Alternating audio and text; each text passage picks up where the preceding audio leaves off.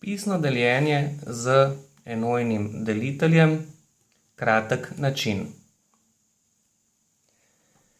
48 deljeno s 4. Najprej preverimo, če se da deliti prvo število. 4 deljeno 4 je v redu. Naredimo si črtico ali pa tudi ne. 4 deljeno 4 je 1. Takoj množimo nazaj. 1 krat 4 je 4. In koliko manjka do tega števila, do 4? Nič. 8 pade dol pod samo sebe. 8 deljeno s 4 je 2. Množimo nazaj. 2 krat 4 je 8.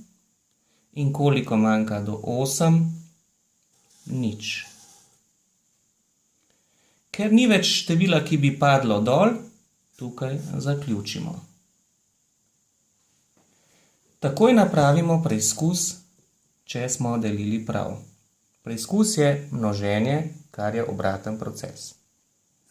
12 krat 4 je 4 krat 2 je 8, 4 krat 1 je 4.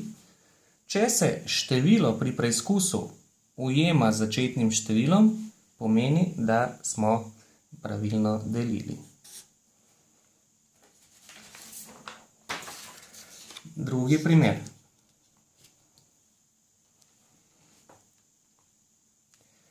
2 deljeno z 2 je 1. Množimo nazaj. 1 krat 2 je 2. In koliko manjka do 2? Nič. 4 pade dol. 4 deljeno z 2 je 2. Množimo nazaj. 2 krat 2 je 4. In koliko manjka do 4? Nič.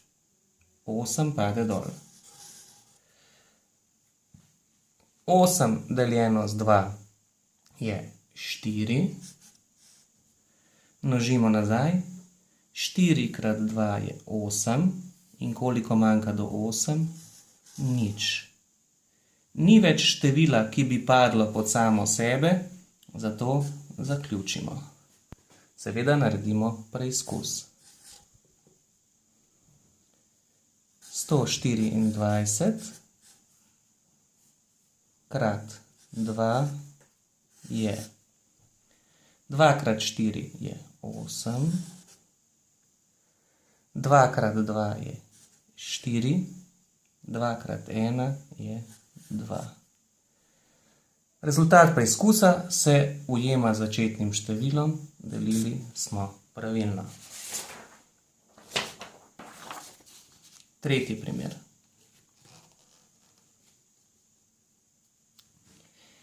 6 deljeno s 3 je 2. 2 krat 3 je 6. In koliko manjka do 6? Nič. 3 pade dol. 3 deljeno s 3 je 1.